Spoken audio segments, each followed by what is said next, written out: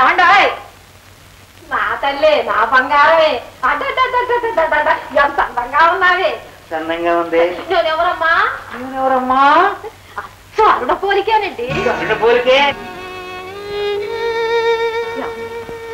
ఓ రకంగా చూస్తే అరుణ చేసిందే మంచి పని అనిపిస్తోంది.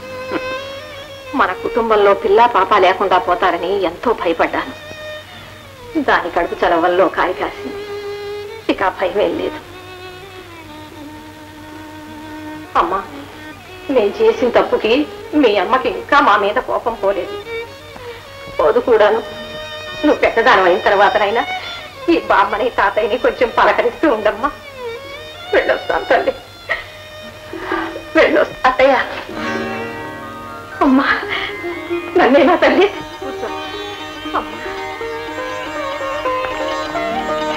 అమ్మయ్యా, ఏమేవు మనం బయలుదేరిన ముహూర్తం దివ్యమైనటువంటి ముహూర్తమే. అమ్మగారు, అదేమిటి అప్పుడమ్మా? ఏమిటి ఇక్కడ పని చేస్తున్నావు? ఏమిటి బాగున్నారా అండి? మాకేమిటి అమ్మాయి ఉండుగాను. అమ్మగారు ఎల్లొత్తా. ఎక్కడున్నా అప్పులమ్మ తొందరగా ఉంటుంది. అత్తయ్య, అమ్మా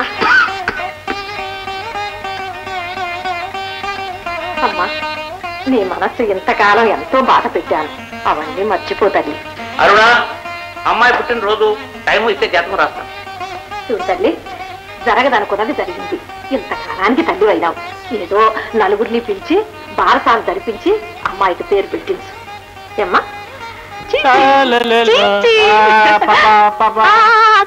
ఏమండి? ముందు వెళ్ళి కాలు వెనుకరండి. పసిబిడ్డ ఉన్న గదిలోకి ఊరంతా తిరిగిన కాళ్ళతో రాకూడదని ఎన్నిసార్లు చెప్పాలండి మీకు? ప్రతిసారి చెప్పించుకుంటారా మేడం? చూడండి. Thank you sir. No mention madam, no mention. ఏమండి, ఏమండి? ఒక్క మాట అడగనా? నాకేం పని లేదు, ఎన్ని మాటలైనా అడగండి. మన పాపాయి బారసాలు చేద్దామండి. బారసాలా?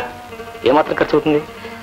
పద్ధతి ప్రకారం చేయాలంటే 10 మందిని పిలిచి భోజనాలు పెట్టాలి. అలాగే పెడదాం. భోజనానికంటే మన ఇంటికి ఎవరు రాకపోవచ్చు. అందుకని మిఠాయిలు కొని పంచి పెడతాం.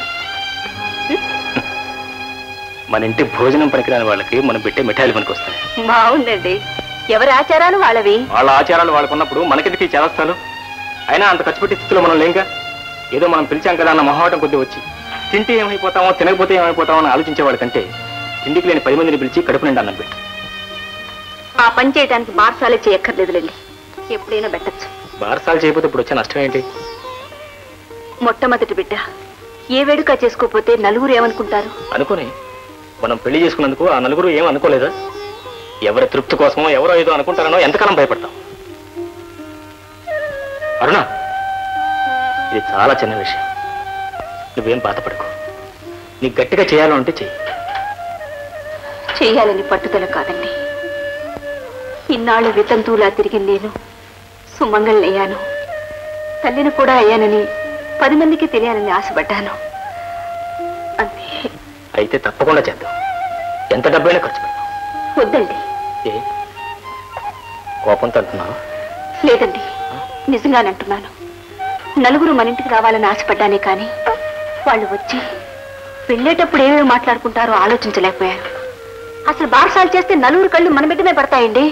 వద్దండి, చేయొద్దు.